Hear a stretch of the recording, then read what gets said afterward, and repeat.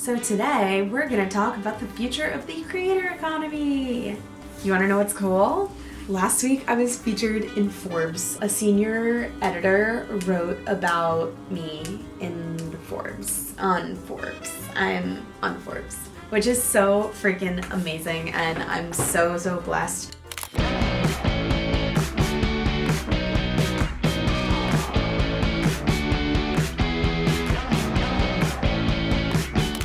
In this article, I was interviewed about what I think the future of the creator economy looks like as a digital nomad, as a Gen Zer, as somebody who genuinely cares about moving society forward in a positive way, being able to give yourself work flexibility, make things happen, and also be so effing proud of your work. So here is the breakdown of what we talked about. Number one, finding different streams of income as a content creator is absolutely imperative. You have no other choice. Honestly, you cannot rely exclusively on posting on your social platforms. You have to find different ways to create sellable things you can coach people on, whether that's like one-on-one sessions or group sessions. Maybe you're doing brand deals. Maybe you are having a podcast. Maybe you have residual income with affiliate marketing. All of these things are useful when you are becoming a new creator. I want to elaborate specifically that this video is likely for somebody that is a nano, micro, or macro influencer, somebody that's probably under the 1 million followers range across the board. And the reason why I say that is a lot of the time, once you do hit that threshold, things do kind of become a little bit easier because you usually have a better click-through rate. You can make more money on residual income, and I'm personally not there yet. I hope to be there soon, but for now, this is what I've done to turn my social media and my personality online into a full throttle business, which we don't talk about enough. The fact that influencers and content creators are needing to file LLCs because they make certain amounts per year. And if you're not doing that, definitely talk to your accountant. For sure, do that. I think for so long, influencers were not thought of as real creators or like a real job, when in reality it is. We just didn't really think of it that way until the pandemic, until it was proven that you could blow up overnight and become a global sensation, right? So all of that's super important, but I digress, as I do. I do this very often. I just think that's what this article was about. So let me get back to it. The pandemic started. I decided I didn't want to go to do a 9-to-5 job. I wanted to do social media full time.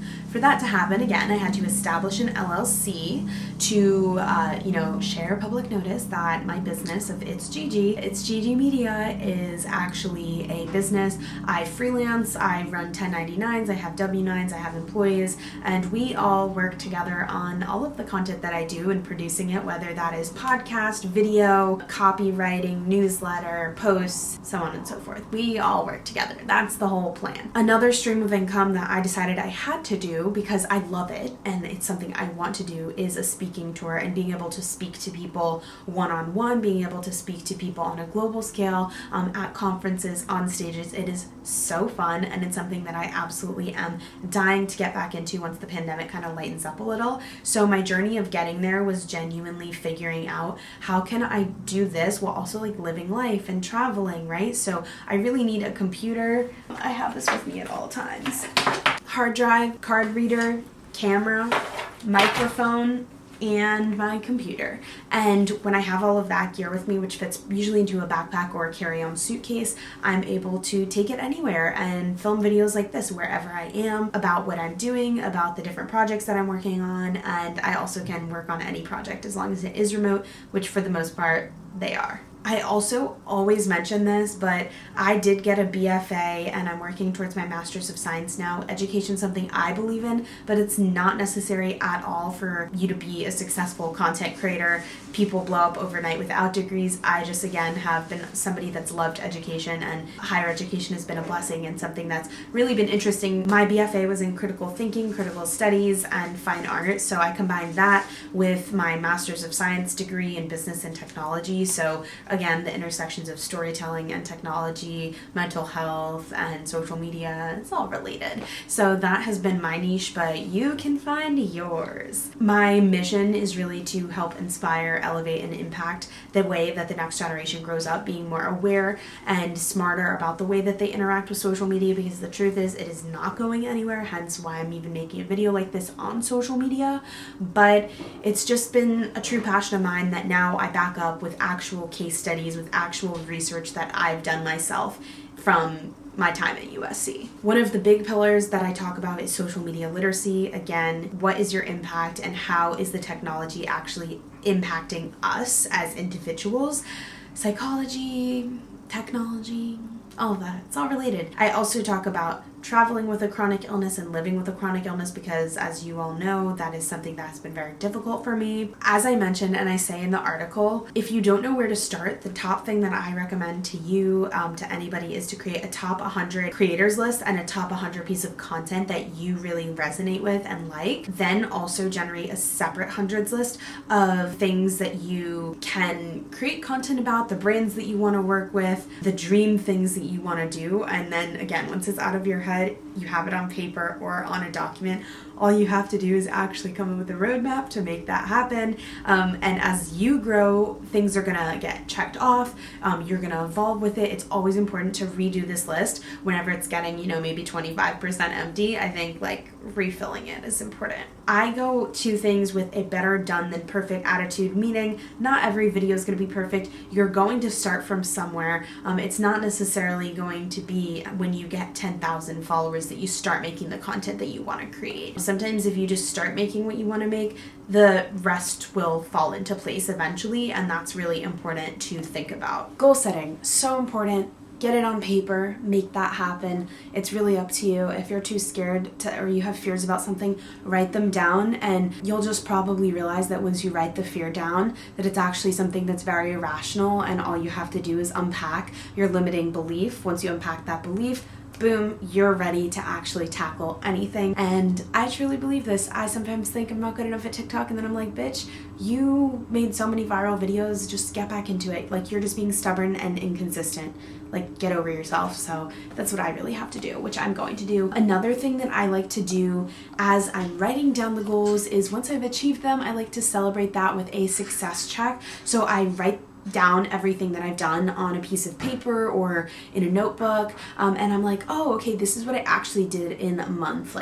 Oh my God. Or I make a deck and I put screenshots of everything that I did, if it was impactful, or the different podcasts that I was on. That way at the end of the year, I can go and I can be damn, I was on a lot of different shows. I did a lot of things. This is super dope. That's pretty important. And it also kind of humbles me if I'm ugh, I'm not productive, and then I am, because in the content creator economy and influencers and all of that, it's so easy to feel like you're not productive because you're always on and you have no sense of variety. You have no sense of shutting off. So you're not really sure when work stops and when life begins, or when life begins and when work stops, or when life stops and work begins, kind of thing. It's always just a continuous circle of oh, wake up, content idea, answer emails, send out email, record podcast, edit podcast, talk to editors, so on and so forth. So it's LinkedIn.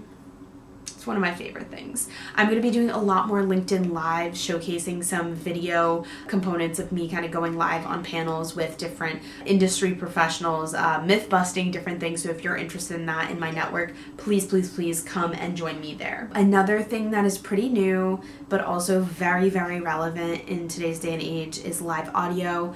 As you all know, Spotify Green Room, it's my place. I will say, I did use LinkedIn audio for a little bit, but I actually can't anymore because of my exclusivity clause, and I will go over exclusivity clauses in another video because, oh my gosh, I feel like tonight I'm filming and I'm on a roll. I have so many different ideas, so much content, so little time. Actually, so much content, infinite time. That said, we have Twitter Spaces, Clubhouse, Spotify Green Room, Facebook Audio, LinkedIn Live Audio, and a bunch of other ones that are coming out that I don't really know about, but people do go on them, make profiles, host communities, and I think that's pretty cool. I think also video or live like transcription or like whatever the little button is to record a voice memo note to somebody is becoming much more popular, whether that is on Slack or iMessage or Facebook or WhatsApp. I think it's a really good way to communicate with people without letting kind of like emotions or tone get lost in a text. Podcasting as well. I think if you do want to start a podcast, you really have to go to the drawing board and ask yourself the same way that you are asking yourself about creating content, but like, who are you helping? Why are you doing this? Do you have the means to do it? Can you commit to it? What's the frequency? How much money are you willing to put into it? What's the production value? What's your competitive advantage? So on and so forth. So think of it as a business. A lot of people just go and they're like, I'm going to start it, instead of like, this is my business, how do I make it work? I feel like part of the reason of not labeling it as a business is because it makes it easier for them to accept failure later on. If you fail, you fail. You figure it out. You find the next thing to do. And I think that that is something that's super important and you learn from it.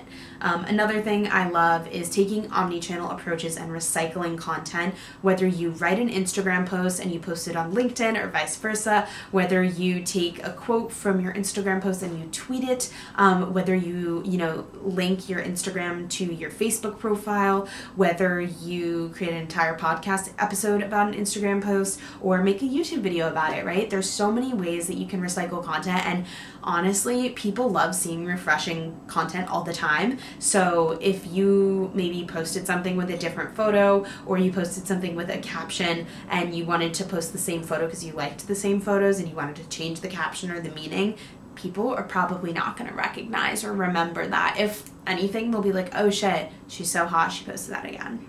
Another thing is that websites are the new resume. And by that, I mean, I believe having a website is so much more important than having stupid link in bios. And yes, link in bios are very easy to click, but you can actually just do the exact same thing on a website and have a page that says links and link that in your link in bio. And the reason that I say this is because now more than ever, brands and PR and press and media and schools and internships really want to know who you are holistically. And they can do that if they go to your website and they see, oh, here's an about page, here's an announcements page, here's maybe a blog, here's some past work, oh, and here's the other services I offer, and here's my resume, and like it's all in one place versus the link in bio or social media profile. It's like so easy to just be like, oh, okay, here's their social, right? Like, are they going to be a liability? So I think websites are cool. Another thing you can do is kind of like monetize any form of video. I really think that there's a way to promote products and sponsor with